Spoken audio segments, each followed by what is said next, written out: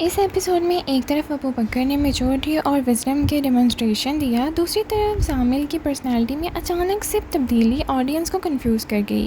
लेकिन सबसे इंटरेस्टिंग चीज़ थी खुशबख्त के पास्ट की पहली झलक। आइए करते हैं कंप्लीट रिव्यू। हर चीज़ का एक हल होता है। कहाँ थे तुम? तुम्हें पता चल तो गया? बस वो हल मैंने ढूंढ लिया है। मुझे माफ़ कर दीजिएगा। वजह से अगर आपको कोई तकलीफ पहुंची हो तो Exactly is what अस्सलाम वालेकुम नाज़रीन, welcome back to my channel. Abu Bakar, Hamna ट्रैक और जामिल ज़रियाब ट्रैक। हमना के ऑब्सेशन और फोर्स निकाह क्लेम के बाद सब एक्सपेक्ट कर रहे थे कि ड्रामा टिपिकल रूट ले गया और अबू बकर प्रेशर में आकर शादी एक्सेप्ट कर लेगा, लेकिन राइटर्स ने यहाँ सरप्राइजिंगली सेंसिबल अप्रोच ली।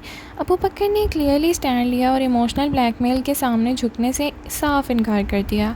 ये चीज़ ऑडियंस को भी काफ़ी पसंद आई। दूसरी तरफ जामिल की पर्सनैलिटी में एक नोटिसेबल शिफ्ट देखने को मिला।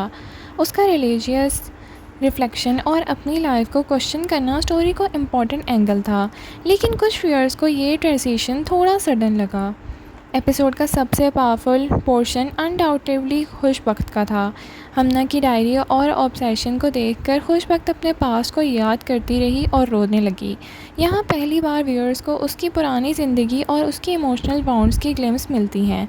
ये सीन ड्रामे को सिर्फ लव ट्रायंगल से उठाकर एक डीपर इमोशनल नैरेटिव में कन्वर्ट कर देता है। जामिल और ज़रियाब का रिलेशनशिप भी इंटरेस्टिंगली स्टेज पर एंटर हो चुका है।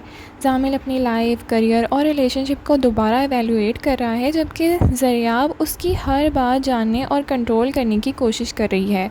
यहाँ राइटर्स क्लियरली दोनों कैरेक्टर्स के कॉन्ट्रास्टिंग वर्ल्ड व्यूज़ इस्टेब्लिश कर रहे हैं, लेकिन ऑनेस्टली कुछ सीन्स में ज़रियाब का बिहेवियर अननेसेसरली पुशी फील हुआ और शायद इसी वजह से ऑडियंस भी जामिल से ज़्यादा अबू बकर के ट्रैक में इंटरेस्टेड है। एक्टिंग के हवाले से बात करें तो शहरियार मुनव्वर फिर से एपिसोड के स्ट्रॉन्गेस्ट परफॉर्मर्स में से एक थे। अबू बकर का काम, मैच्योर और कंपोज्ड एटीट्यूड नेचुरली सीन्स पर नज़र आ रहा था। ओवर एक्टिंग के बगैर कैरेक्टर की अथॉरिटी मेंटेन करना बहुत ही खूबसूरत स्ट्रेंथ है। एपिसोड की असली स्टार तो सानिया सईद रहीं। खुशबख्त के इमोशनल ब्रेकडाउन और पैनिक लाइक मोमेंट्स इतने नेचुरल लगे कि ऑडियंस जेन्युइनली कनेक्ट कर गई।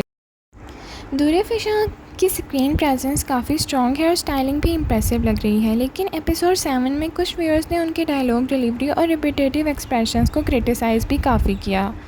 नामीर खान ने जामिल की कन्फ्यूजन और इंटरनल कॉन्फ्लिक्ट को काफ़ी इफेक्टिवली पोर्ट्रे किया है। उनका ट्रांसफॉर्मेशन ऑडियंस को कन्विंस करेगा या नहीं वो तो उनकी परफॉर्मेंस पे डिपेंड करता है।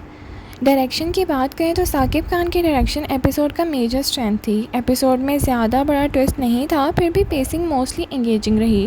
खुशबख्त के फ्लैशबैक, हिंट्स और इमोशनल सीन विजुअली बहुत अच्छे हैंडल किए गए। कैमरा वर्क और सीन ट्रांजिशंस भी काफ़ी पॉलिश था।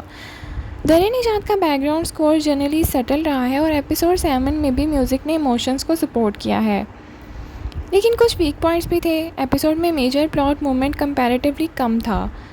जामिल की ट्रांसफॉर्मेशन कुछ व्यूअर्स को सडन लग रही, जबकि ज़रियाब का करैक्टर अब कुछ लोगों को इरिटेट करने लगा है। ओवरऑल बात करें तो पर्पस स्टोरी का आगे बढ़ा है, लेकिन करैक्टर को डीपर लेवल पर एक्सप्लोर नहीं किया गया अभी तक। आप बताएं आपको ये एपिसोड कैसा लगा? क्या अबू बकर इस वक्त ड्रामे का बेस्ट करैक्टर है और क्या जामिल की पर्सनालिटी चेंज आपको भी अननेचुरल लग रही है, फोर्स लग रही है? लाइक, शेयर, सब्सक्राइब करना ना भूलें। कमेंट सेक्शन में अपनी राय का इजहार ज़रूर करें। Thank you so much for watching. अल्लाह हाफ़िज़।